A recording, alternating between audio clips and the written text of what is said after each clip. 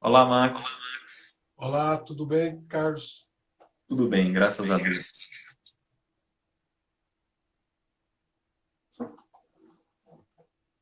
Nosso muito boa noite, sejam bem-vindos, bem-vindas a mais uma atividade de divulgação doutrinária do Centro Espírita Humberto de Campos. Logo mais, às 19 horas, daremos início, satisfação da presença do nosso amigo, nosso companheiro, Maxilânio Lacerda, que discorrerá sobre o tema Ajuda. Você está conseguindo me ouvir bem, Marcos?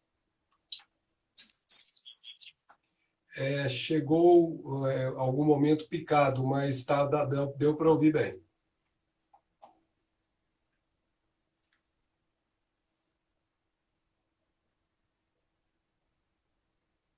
Com o aparelho aqui conectado para poder te ouvir, tá?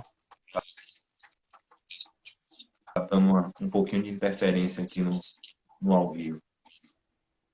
Ok.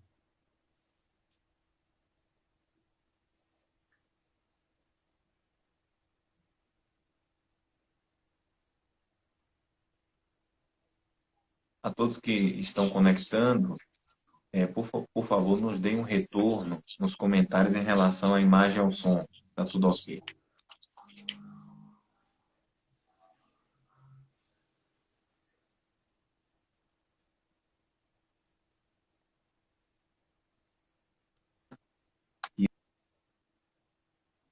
E Max deixará os 15 minutos finais do trabalho para poder responder às perguntas. Então, fiquem à vontade para nos comentários nos enviar as perguntas que Max estará respondendo ao final. Então, Marise, Christian já nos deu um retorno que imagens e som estão ok. Nós vamos iniciar então o nosso trabalho.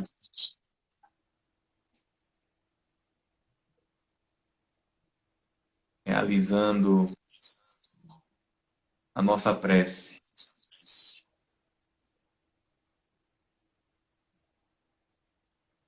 Rogando a Jesus, o nosso Mestre Divino, que nos ampare em mais essa oportunidade. Paz.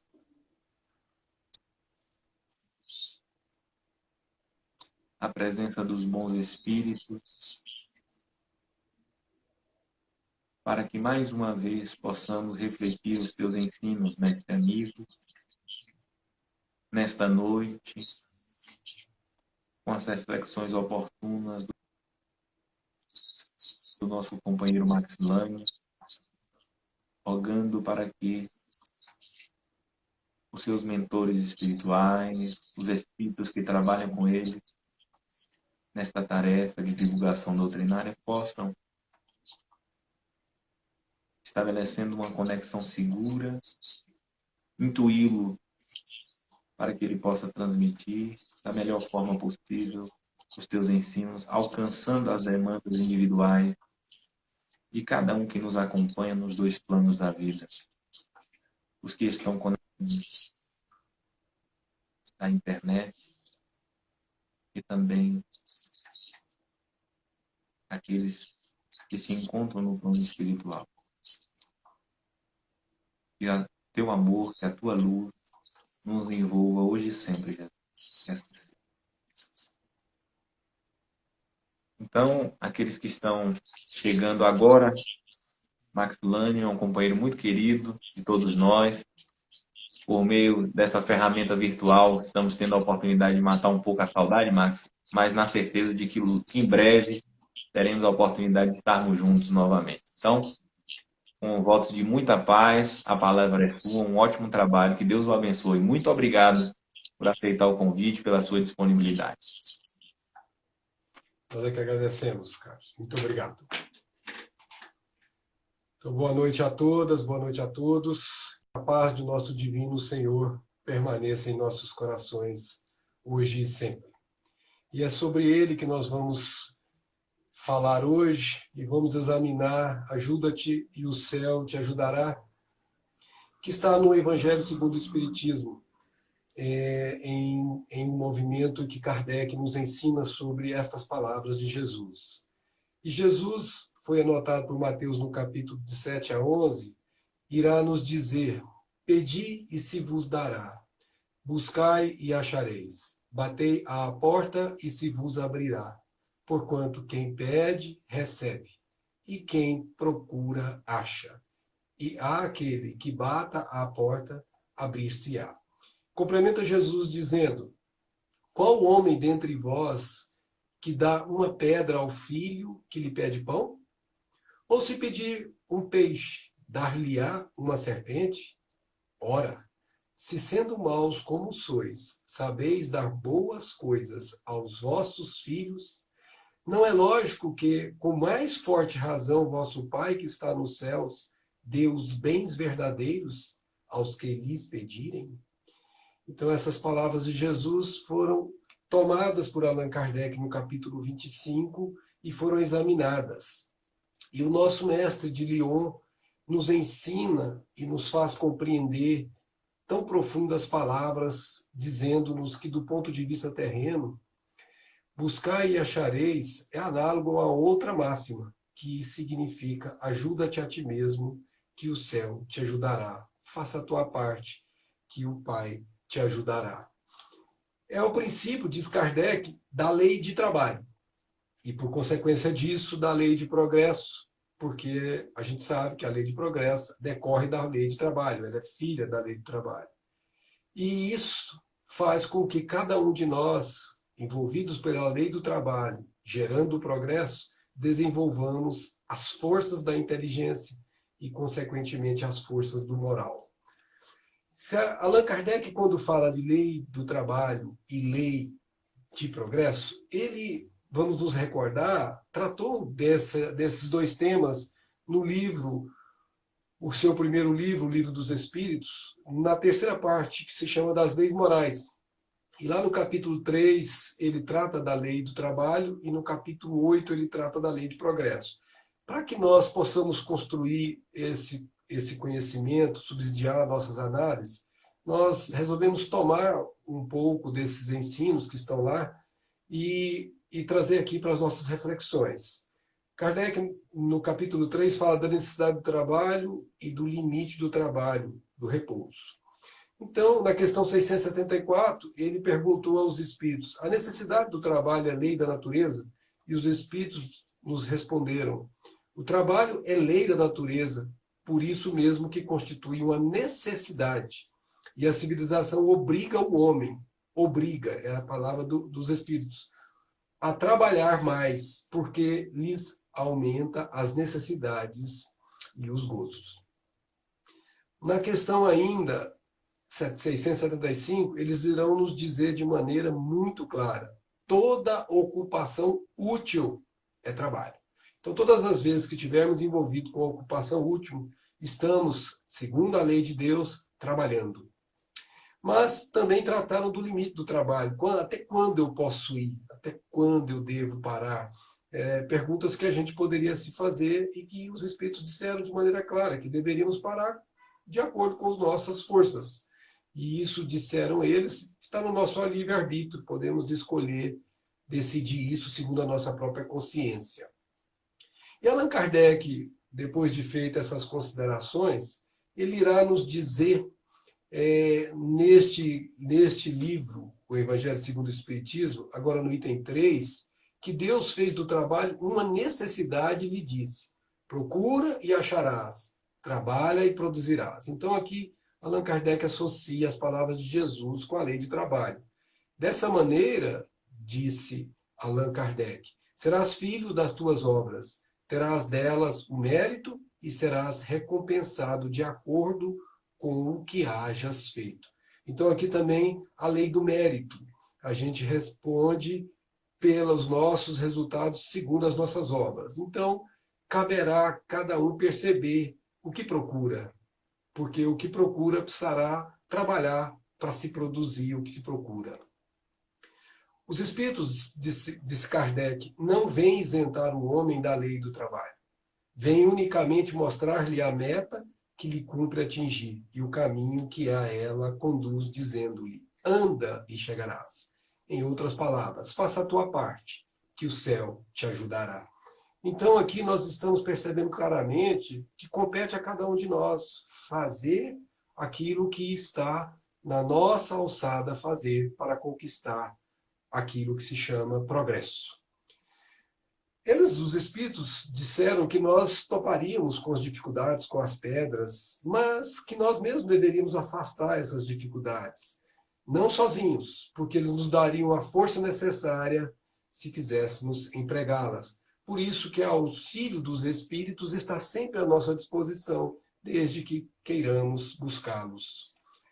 Mas no mesmo capítulo 8 do livro dos Espíritos, Allan Kardec trata da lei do progresso, falando do estado de natureza, da marcha do progresso, dos povos degenerados, da civilização, do progresso da legislação humana e da influência do espiritismo no progresso. Nós aqui retiramos alguns excertos para a nossa análise, como essa questão 779, em que Kardec pergunta aos espíritos: a força para progredir, áurea, tira o homem em si mesmo, ou o progresso é apenas fruto de um ensinamento?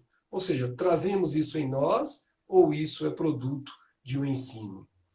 Os espíritos disseram a Kardec: o homem se desenvolve por si mesmo, naturalmente. Então tem uma força que nos impele para isso. Kardec usa muito a expressão a força das coisas. Mas nem todos progridem simultaneamente e do mesmo modo. Por isso é que então os mais adiantados têm o dever de auxiliar aqueles que estão menos adiantados. E o contato social tem essa função também de um ajudar o outro. Kardec faz uma pergunta interessante para os nossos estudos. O progresso moral acompanha sempre o progresso intelectual? É a questão 780. E eles disseram: o progresso moral ele decorre do progresso intelectual, mas nem sempre segue imediatamente. Ou seja, nós precisamos desenvolver primeiro a parte da inteligência para poder começar a discernir, a separar o bem do mal e saber, então, seguir o caminho do moral elevado. Disseram eles, na 780b, que a moral e a inteligência são duas forças. Olha a expressão que eles usaram. Forças que só com o tempo chegam a equilibrar-se. São as asas da linguagem de Emmanuel que nós iremos um dia conquistar para atingir os pórticos da nossa própria espiritualização. Ainda examinando a questão da lei de progresso, Kardec pergunta: tem o homem o poder de paralisar a marcha do progresso? Ou seja, nós poderíamos interromper isso? Eles disseram: não, mas tem, às vezes, o de embaraçá-la. Ou seja, nós podemos até atrapalhar, mas não poderíamos evitar. Mais cedo ou mais tarde, ela irá passar por nós como se passa por cima de um pedregulho.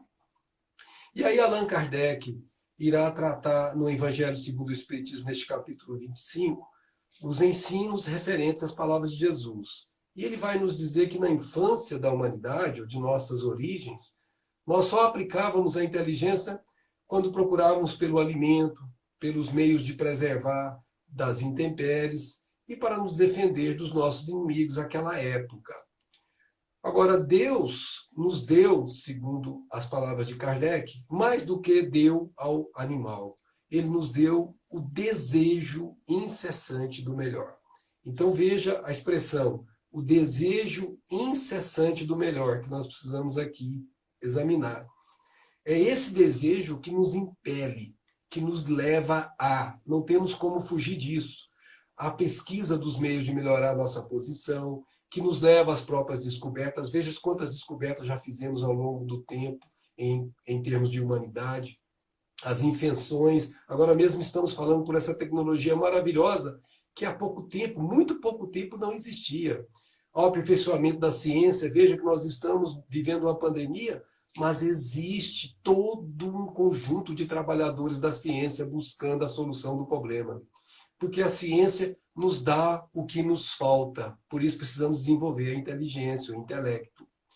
Pelas nossas pesquisas, inteligência nos engrandece e o moral nos depura. Então nós precisamos sim elevar-nos pela inteligência, porque a moral se depurará na consequência disso. Então, as necessidades do corpo, que nós vamos atendendo por essa força do desejo de bem-estar, ela vai ser seguida naturalmente com o tempo pelo desejo do alimento espiritual. Não só de pão vive o homem, mas do pão espiritual de que todos nós nos nutrimos em essência. Daí porque desenvolver a inteligência gera como consequência desenvolver o nosso moral. Allan Kardec, ainda no Livro dos Espíritos, tem um termo que ele usa, que é homem carnal e homem moral. Lá nos seus comentários da questão 941, que está na quarta parte do Livro dos Espíritos, ele irá nos dizer: o homem carnal, mais preso à vida corpórea do que à vida espiritual, tem na Terra penas e gozos materiais. Sua felicidade consiste na satisfação fugaz de todos os seus desejos. Esse é o perfil típico do materialista que busca satisfazer os seus desejos, seus anseios, mas ainda não busca satisfazer aquele vazio existencial, aquela essência da qual ele é feito. E isso, diz Kardec, é o homem moral, aquele que já se colocou acima das necessidades desse mundo, que são criadas pelas paixões, e já nesse mundo da matéria, esse mundo que vivemos, ele já começa a experimentar o gozo que o homem material desconhece. Então, aqui é a essência daquilo que é a gente fazer o bem sem nenhuma intenção que não seja o próprio bem. Nós somos os primeiros a nos beneficiarmos dessa experimentação íntima que mexe com sentimentos profundos dentro de nós. Muito mais do que o outro que recebeu a nossa ajuda, seja ela direta ou seja ela subsidiária, sem que a pessoa saiba quem somos, nos trará uma satisfação íntima que o homem que busca o material não tem ainda dentro de si.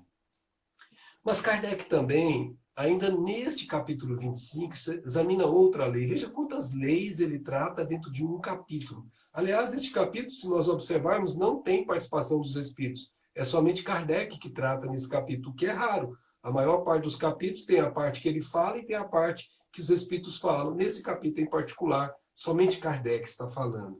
E ele vai nos ensinar sobre a lei de reencarnação também. Ele diz assim: mas o progresso que cada um realiza individualmente no curso da vida é bem pouca coisa. É praticamente imperceptível na maioria deles. Então, como poderia, pergunta ele, como poderia então progredir a humanidade sem a pré-existência e a resistência da alma?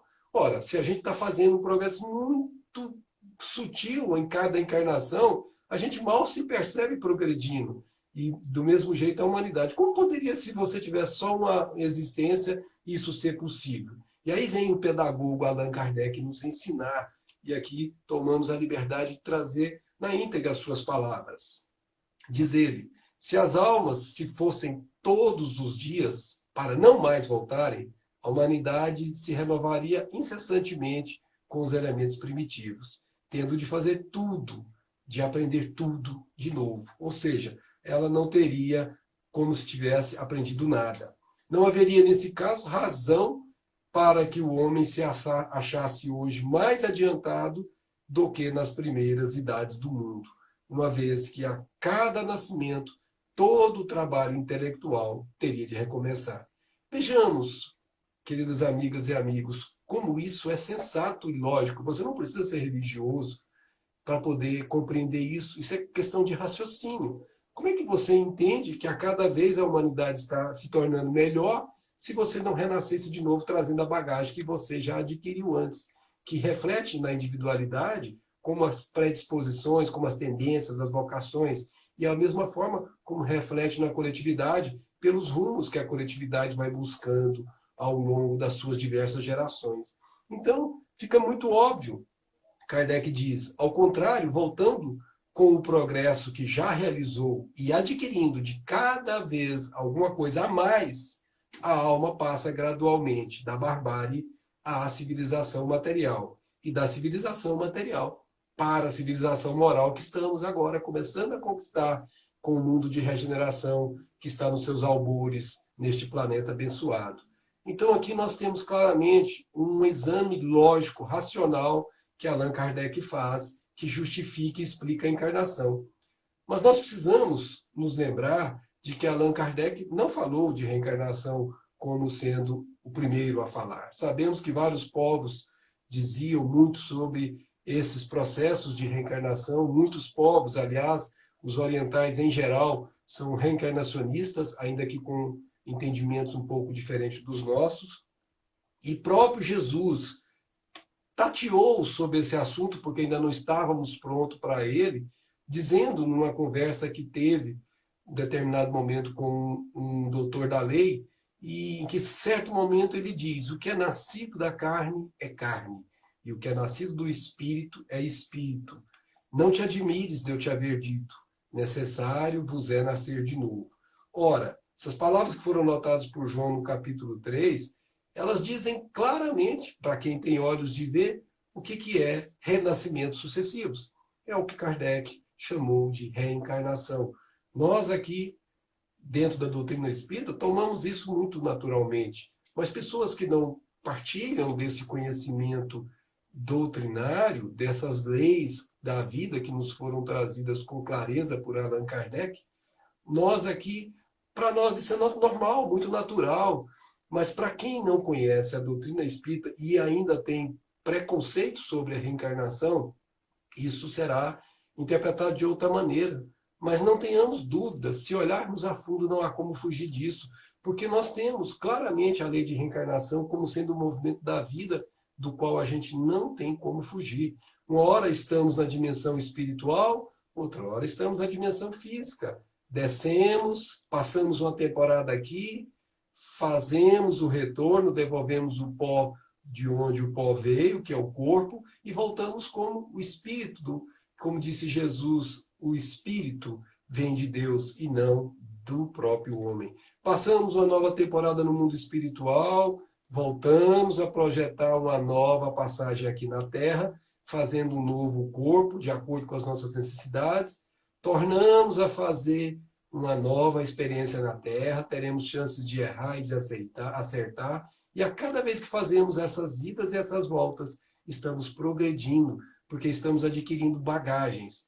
André Luiz, o espírito que escreveu para o nosso querido Chico, ele chamou o seu livro de Evoluções em Dois Mundos.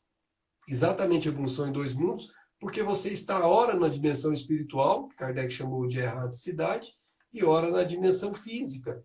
E ao longo de tempo, multimilenares, nós passamos por diversas experiências nos mundos primitivos, nos mundos de expiações e provas, nos mundos de regeneração que começamos a alvorecer neste planeta, e um dia chegaremos aos mundos felizes. E com isso, nós temos um contínuo evolutivo que produz o progresso através do trabalho incessante do espírito. Mas foi Jesus mesmo que falou em determinado momento entre nós, e foi anotado por João no capítulo 8, conhecereis a verdade, e a verdade vos libertará. O que significa dizer que terá um momento que tudo que a matéria pode ensinar ao espírito, tudo, ela terá aprendida, o espírito terá transformado o conhecimento inicial em um conhecimento elevado, e isso chamará-se verdade. Ele terá conhecimento da verdade integral e não mais precisará reencarnar. E isso Kardec, muito inteligentemente, não deixou escapar para os espíritos. Porque na questão 170 de O Livro dos Espíritos, ele pergunta: o que fica sendo o espírito depois da sua última encarnação? E os benfeitores responderam: espírito bem-aventurado, puro espírito. Lembrando as palavras de Jesus, quando ele disse no Sermão da Montanha: bem-aventurados os puros de coração, porque eles, os que são com coração puro, verão a Deus.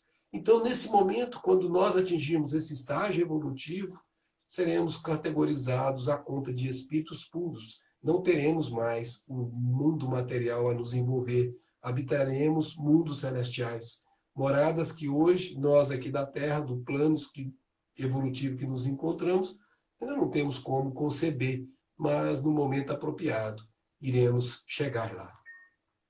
Precisamos, diante dessas informações profundas que Allan Kardec trouxe, num simples excerto, simples entre aspas, num excerto de uma profundidade enorme que Jesus nos proporcionou, ele nos trouxe conhecimentos lógicos, raciocínios que permitem a nossa compreensão desta profundidade que são as palavras de Jesus. E nessas reflexões, ele termina esta parte deste item dizendo assim: do ponto de vista moral, essas palavras de Jesus significam: pedi a luz que vos clareie o caminho, e ela vos será dada. Veja que quando Jesus esteve entre nós, ele mesmo diz: eu sou a luz do mundo. Quem me segue jamais andará em trevas. Por isso, toda vez que nós pedimos o auxílio, o amparo de Jesus, nós recebemos essa luz a guiar nos nossos passos. E não temos como errar quando estivermos certos de que estamos realmente pedindo a luz que vem dele. Porque em determinado momento nós também emitiremos a nossa luz, porque foi ele mesmo que nos ensinou: brilha a vossa luz diante do homem, glorificai o vosso Pai que está no céu. Nós também, na medida que vamos evoluindo, vamos emitindo luz própria, e esta luz própria irá ser o lume de muitos outros que nos seguem, assim como nós tendo o lume de muitos outros a que estamos seguindo, e que todos estamos seguindo Jesus. Por isso, pede a luz, sem nenhuma economia, pede a luz em abundância, porque a luz será dada em abundância. Mas disseram ainda os espíritos que nós precisamos de forças para vencer certas tentações, para vencer o mal que vige. Eles disseram, através das palavras de Kardec: pedi forças para resistir ao mal, e tereis as forças. Então estamos atravessando dificuldades pessoais, estamos vivendo momentos de isolamento, estamos afastados, estamos querendo nos deixar pela insinuação da depressão ser atingidos. Peçamos força em prece, em endereçamento de pensamento ao mais alto. E as forças nós as teremos. Foi aquilo que Jesus nos prometeu. Mas diz mais Kardec, na questão da visão moral dessas palavras de Jesus: pedir a assistência dos bons espíritos. Assistência, pessoal. Assistência é aquilo que você está pedindo para alguém te assistir naquilo que você não dá conta de fazer sozinho, naquilo que você está em dúvida, naquilo que você está com a sua fé abalada. Enfim, peça ajuda. Assistência é ajuda. E os espíritos virão acompanhar-nos, como o anjo de Tobias nos guiarão, disse Kardec. Ou seja, nenhum de nós está só. Mas para que nós estejamos assistidos por eles, é necessário que peçamos, porque a humildade é uma faculdade que precisamos desenvolver para que os espíritos possam servir-nos como arrimo nas dificuldades. Diz mais Allan Kardec: pedis bons conselhos, e eles não vos serão jamais recusados. Então, quando as coisas estão titubeantes, não sabemos o que decidir, como decidir, peçamos a eles: o que fazer? O que fazer agora, irmãos? Eu não tenho certeza do que esse é o caminho certo. Então, eu peço em pensamento, no movimento de prece, um pensamento, portanto, elevado, para que eles me aconselhem. E se eu me fechar no meu mundo íntimo, sem que eu perceba, virá uma intuição como se fosse do nada, como se fosse, como dizem os ingleses, um insight, alguma coisa que nasceu da minha cabeça. Na verdade, não nasceu. É uma provocação do mundo espiritual me fazendo atender naquele pedido de resposta.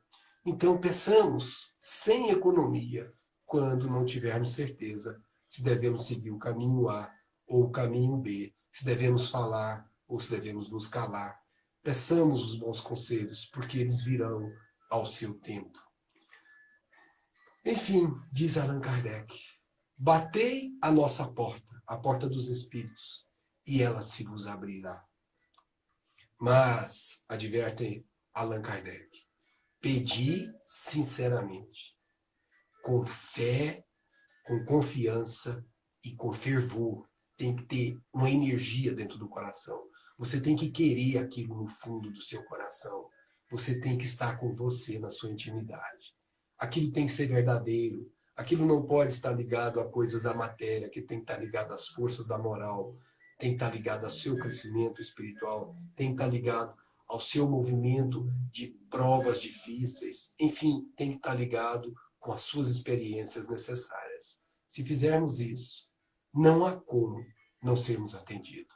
É preciso que façamos com sinceridade, que façamos com fé, ou seja, a certeza de que vai acontecer, a certeza de que os Espíritos estão lá a nos esperar.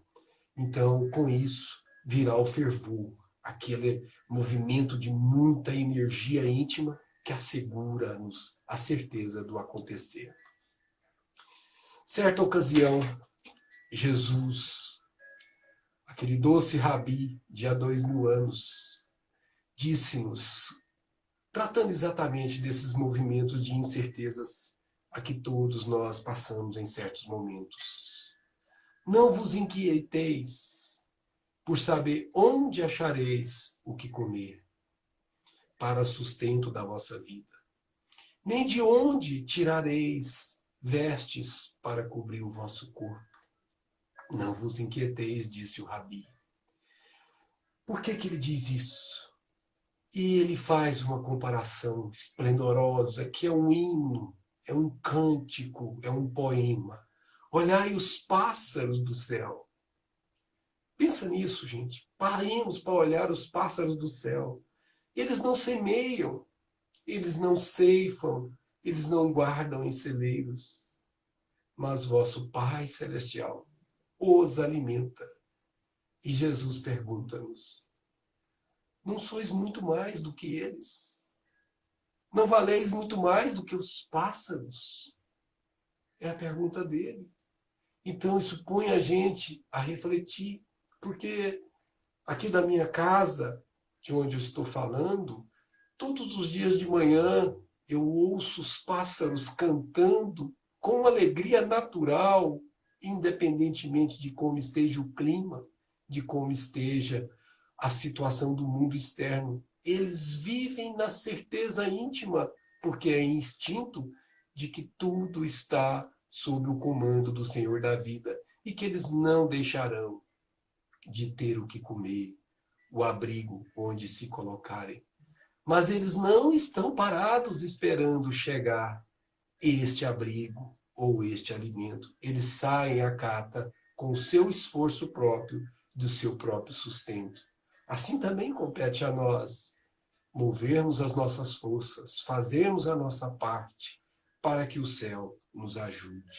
E Jesus ainda nos dirá neste poema divino, olhai como crescem os lírios do campo.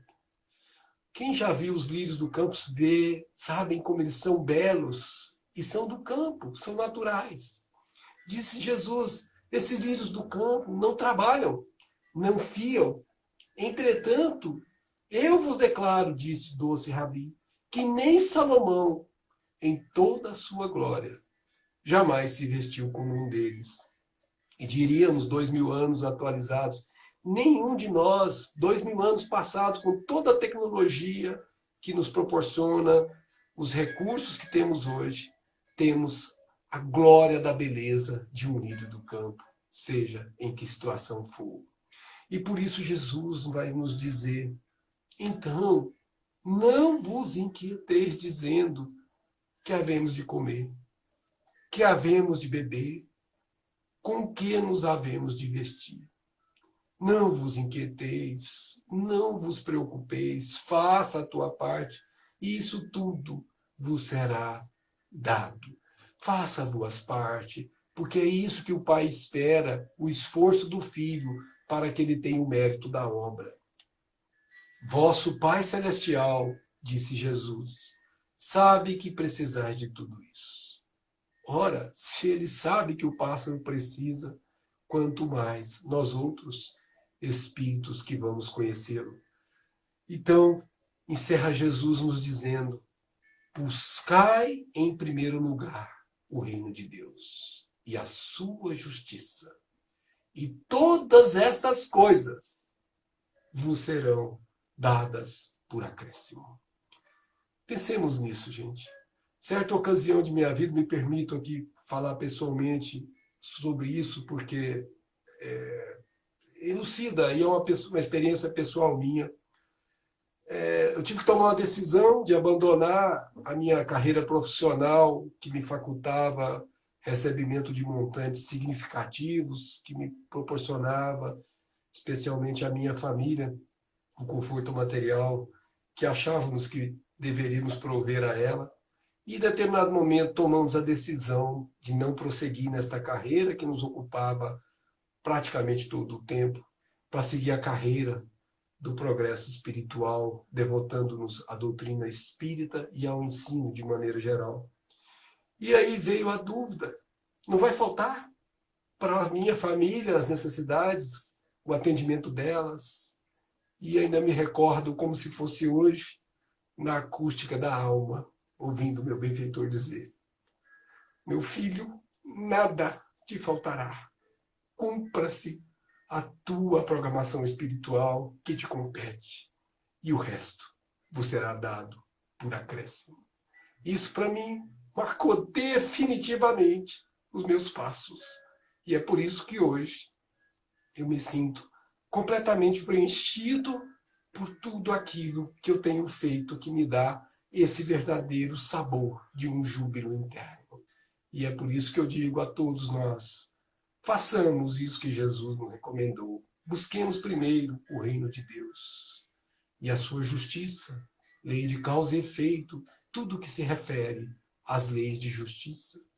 E tudo mais, sem exceção, nos será dado por acréscimo, porque tal como o pássaro, faremos a nossa parte na obra. E é por isso que dizemos, amigas e amigos, sigamos com Jesus e jamais estaremos em trevas. Muita paz a todas, muita paz a todos e muito obrigado pela atenção. Ficamos à disposição para as perguntas.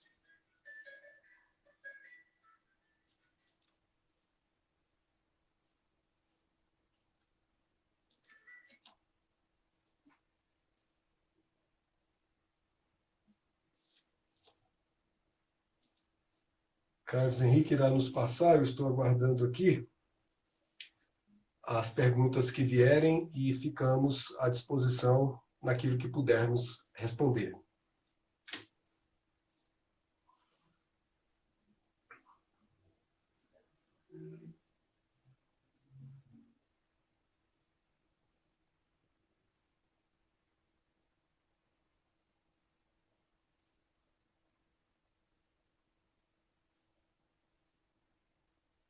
Ele já está digitando, peço a paciência de cada um de vocês para que a gente possa receber aqui as perguntas, porque o áudio está dando um delay, um atraso, e a gente decidiu fazer a pergunta.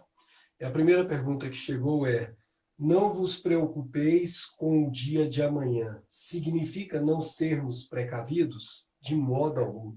Enquanto estamos aqui falando nesta palestra, nós tivemos que prepará-la ao longo da semana, porque não seríamos irresponsáveis ao ponto de chegar aqui de improviso, contando com a ajuda do mais alto, esperando que uma palestra saia sozinha. Nós tivemos que estudar o tema, com a nossa limitação, que é muito grande, mas com a condição de explanar. Nós temos sempre que fazer aquilo que se chama precaução. Se temos um período de chuva, temos que nos proteger da chuva. Se temos um período de sol, temos que nos proteger do sol. Não podemos pretextar nas palavras de Jesus para acharmos que não temos que fazer mais nada. Muito pelo contrário. Temos sim que fazer a nossa parte. Isto é fazer a nossa parte para que o céu nos ajude. Agora, é muito diferente eu estar cuidando das coisas agora e estar vivendo esse futuro que nem aconteceu ainda, preso a ele, como se ele já estivesse acontecendo. Por isso que Jesus irá dizer nessa mesma passagem que basta ao seu dia o seu mal. Não devemos nos preocupar com o amanhã nesse sentido de antecipar problemas ou até mesmo de antecipar satisfações. Temos que nos antecipar, sim, no sentido de planejar, de ter estes recursos dentro de nós preparados, para que quando chegar o momento estejamos prontos para enfrentá-los com a garradia moral que precisamos. Temos uma outra pergunta.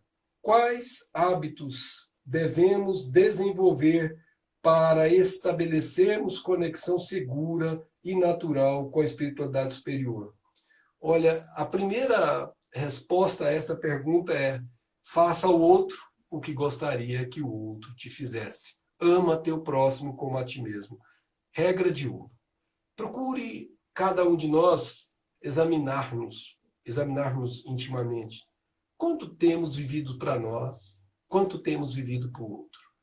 Porque essas respostas íntimas nos darão a segurança de saber que estamos no caminho certo. Se a gente tem dúvidas, façamos a pergunta: se fosse Jesus, o que faria ele?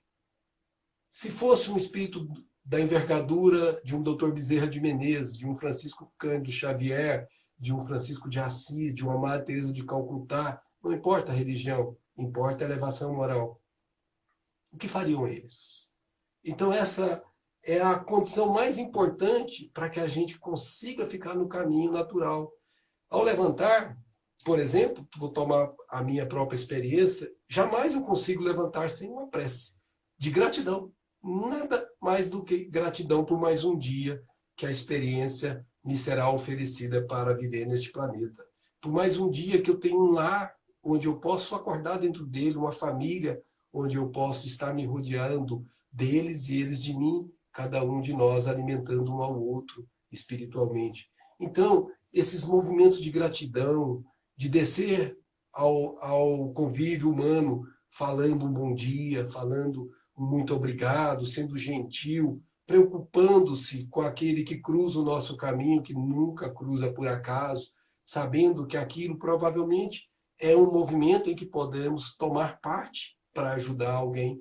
Então, muitos são os movimentos de, vamos dizer assim, de movimentos de decisão pessoal que temos que tomar para poder permanecer nesse caminho que vai gerando, com a repetição, o hábito.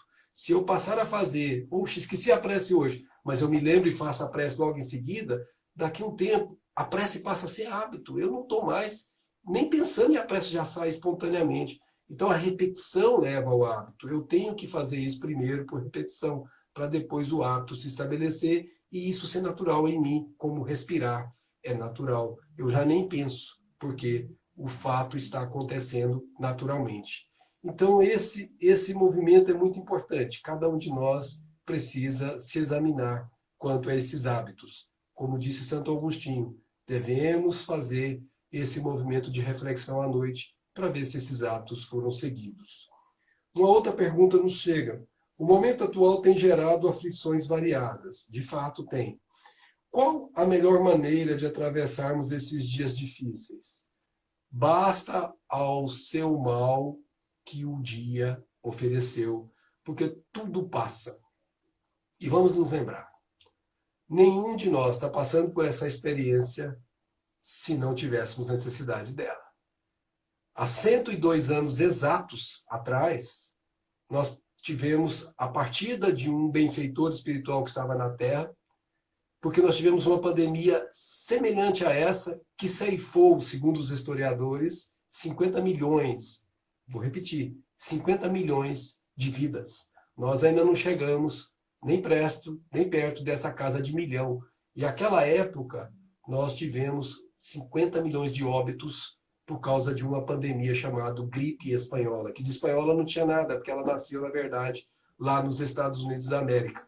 E essa gripe foi enfrentada por uma humanidade muito mais despreparada cientificamente do que a nossa. E 102 anos atrás, não sabemos se estávamos encarnados ou desencarnados, passamos por aquela experiência. Mas aquela experiência, Eurípides Barçanufo viveu doando a sua própria vida à vida daqueles que estavam adoentados. Ele, na condição de ajudante, contaminou-se e veio a desencarnar por essa pandemia.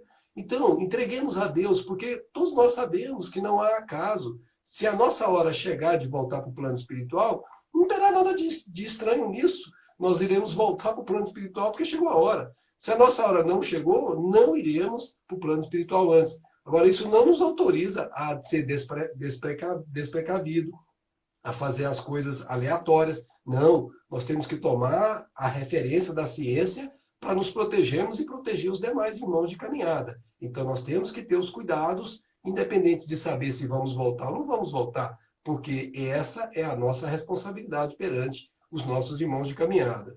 Então, em outras maneiras, deixa com Deus. Deus sabe o que está fazendo. Vamos fazer o que nos compete. Temos agora essa palestra nos compete. Vamos gastar tempo com ela, vamos gastar tempo com coisas elevadas e não perder nossas importantes horas examinando esses temas que nós não podemos atuar sobre ele.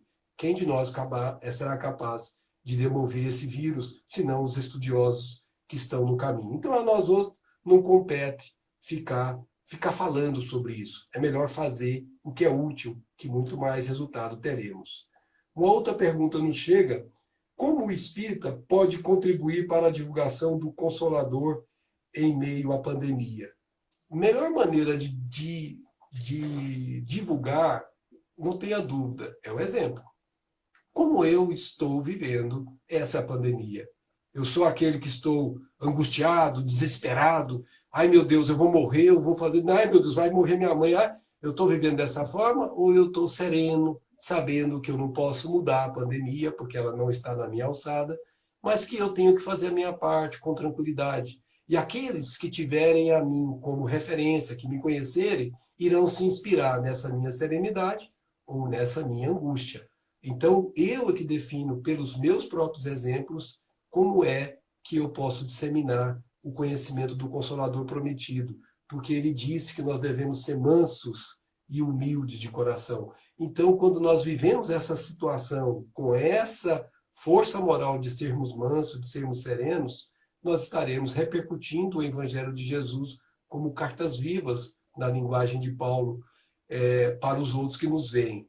E, além disso, podemos fazer o que estamos fazendo aqui, fazer uma discussão de grupo, conversar sobre o Evangelho, ajudar a educação uns dos outros. Todos nós nos aprendemos uns com os outros. Agora, nesse momento, eu estou na posição de falar. No outro momento, eu estou na posição de ouvir. No outro momento, nós estaremos na posição de dialogar, de forma que um ajude o outro na compreensão. Enfim, há várias maneiras.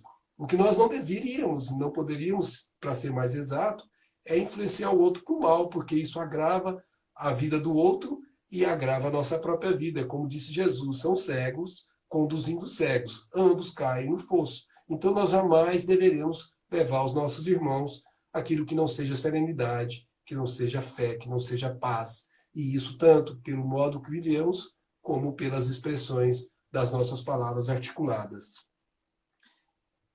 Então, nós podemos chegar ao final, pessoal, porque o nosso tempo já é aproximado. E aqui eu gostaria de agradecer pessoalmente ao Barreto, que nos convidou, agradecer ao Carlos Henrique, que conseguiu acalmar nosso, vamos chamar assim, temor dessa tecnologia que era usar o Instagram pelo o nosso querido celular, que tínhamos usado até agora só o computador, mas o Instagram não funciona. Então, quando ele me falou, eu falei, nossa, não tenho nenhuma experiência nisso. Eu quero pedir desculpa a vocês, qualquer desvio aí, que é a primeira vez que estamos fazendo pelo Instagram. Tínhamos feito por outras plataformas, mas não pelo Instagram. Agradecer pela atenção de todos e, obviamente, pedir a todos que não deixem de ser exemplo para os que os cercam. Busquem colocar a verdadeira doutrina espírita em prática. Nós que já conhecemos, temos o dever de sermos para os demais exemplos edificantes, exemplos construtivos. E, nesse sentido, nós podemos conduzir, se nos permite o Carlos Henrique, para a prece final. Tudo bem, Carlos?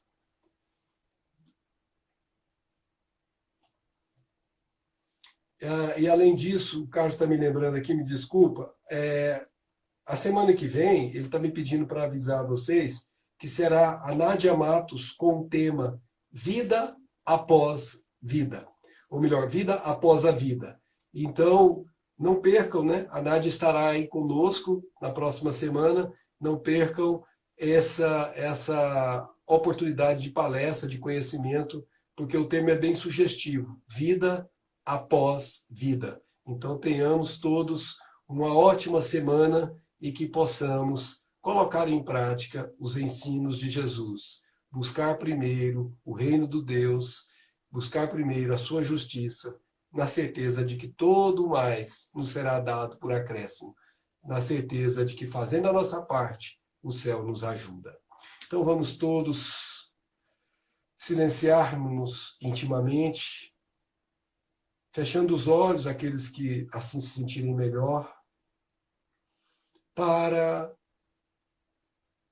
não estar mais em contato com o mundo externo, mas estar em contato com o mundo íntimo e nos associarmos às forças espirituais do mais alto que aqui conosco se encontram.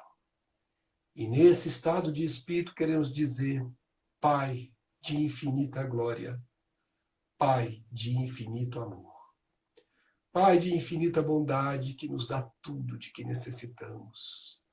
Estamos aqui, Senhor, na condição daquelas criaturas que não conseguem dimensionar tantas bênçãos que têm sido proporcionadas por Ti, amado Senhor da vida. Obrigado pelo pão de cada dia, pela família, este lar, nosso ninho onde nos abrigamos, este corpo abençoado que nos permite manifestarmos como espíritos encarnados neste planeta. Obrigado pelos companheiros de jornada que nos ensinam a viver uns com os outros. Obrigado, Senhor, pelas dificuldades que se nos insinuam para nos conduzir para a lida segura no caminho da fé. Obrigado, Senhor da vida, por ter mandado o teu Filho Jesus de tão longe e tão alto para estar conosco, a nos negar o seu Evangelho, que é um roteiro seguro para os nossos passos. Te rogamos, Senhor da vida, que ajude-nos, Senhor, a colocar em prática, em todos os momentos de nossa vida, os ensinamentos que recebemos de Jesus. E ao Senhor Jesus agradecemos pela bênção de ter estado conosco e ter estado trazendo tantas bênçãos e continuar conosco, nos encaminhando para o mais alto. E aos nossos benfeitores espirituais, os nossos cuidadores, os nossos anjos de guarda, nossos espíritos familiares, muito obrigado por tanto auxílio, por tanta bênção que temos recebido. Fica conosco, senhores, fica conosco, Mestre Jesus, fica conosco, Pai Celestial, hoje e sempre. Que assim seja. Boa noite, gente. Fiquem com Deus.